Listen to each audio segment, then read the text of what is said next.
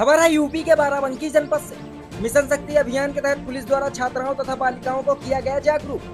बताते चले कि बाराबंकी जनपद के थाना सफदरगंज क्षेत्र अंतर्गत क्षेत्राधिकारी सदर व थाना सफदरगंज पुलिस टीम द्वारा ग्राम पंचायत सैदनपुर में स्थित श्री राज ग्लोबल एकेडमी में छात्राओं बालिकाओं को नुक्कड़ नाटक के माध्यम से किया गया जागरूक।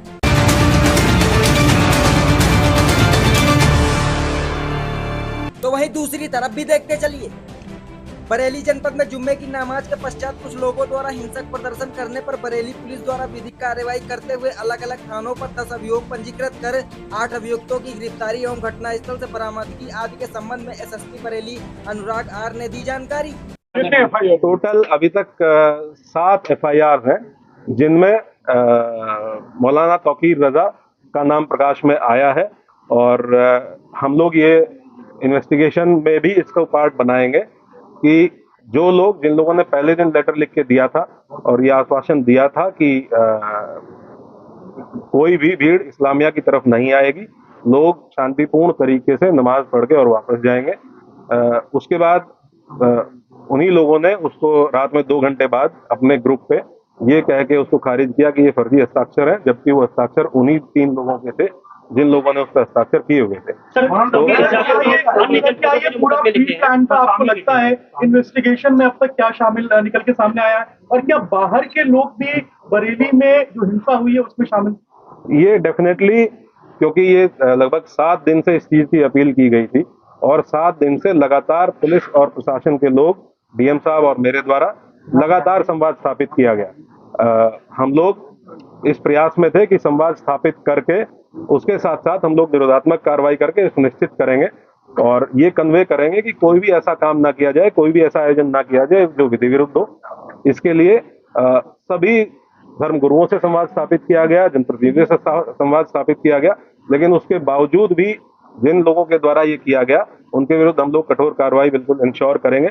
जो भी लोग इसमें, ये तो ऑब्वियस सी बात है कि आजकल जो लोग व्हाट्सएप से इसमें संपर्क में थे, हमारी इन्वेस्टिगेशन के दौरान ये भी तथ्य प्रकाश में आए हैं कि कुछ बाहर के आपराधिक तत्व, इस जनपद से बाहर के कुछ आपराधिक तत्व इस जुलूस में शामिल हुए, इस आयोजन में शामिल हुए थे, जिनके द्वारा इस तरह की समस्या पैदा की गई।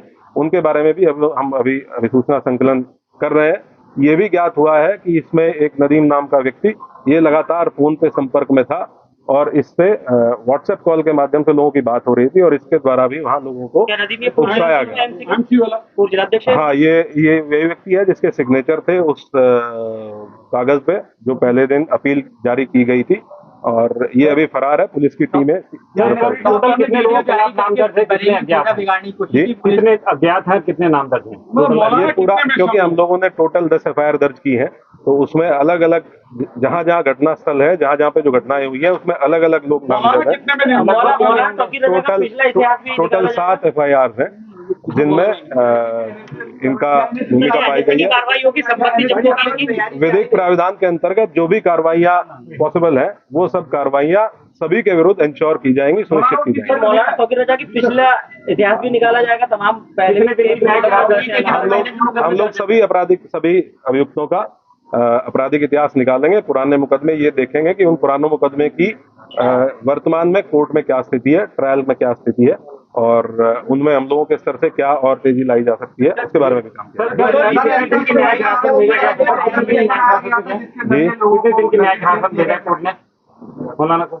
कोर्ट नॉर्मली जब भी कोर्ट के समक्ष पेश किया जाता है तो 14 दिन की न्यायिक हिरासत कोर्ट के द्वारा।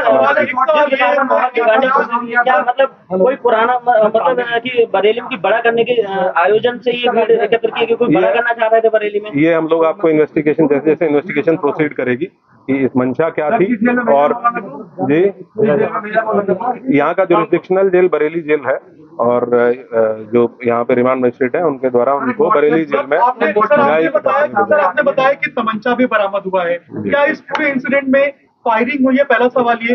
दूसरा, पुलिस वालों को भी चोटें आई हैं, क्या उनको भी छर्रे लगी हैं और कितने पुलिस वाले ऐसे हैं जो अभी घायल हैं?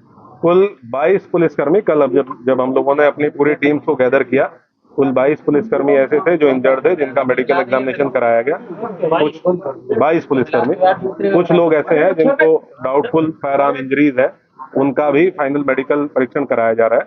जब ये चीज हम लोगों के मेडिकल परीक्षण फाइनल हो जाएगा तो हम लोग आपको इसके बारे में अवगत कराएंगे। लेकिन ये डेफिनेट है कि इसमें अराजक तत्वों के द्वारा फायरिंग की गई। सर टोटल अज्ञात कितने होंगे अनुमान और कितने अलग अलग घटनास्थल पे अलग अलग थे। कुछ जगह पे 200-250 लोग अज्ञात में थे, कुछ जगह पे 300-350 लोगों की भीड़ थी। मान के चलिए लगभग 2,500-3 हजार लोग ऐसे हैं जो अज्ञात में अलग अलग घटनास्थलों पे, जिनको हम लोग अभी चिन्हित करने का प्रयास करेंगे।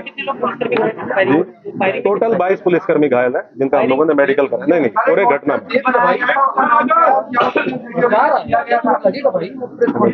सर ये टूल किट का इस्तेमाल किया गया है क्या बरेली में हिंसा फैलाने के लिए?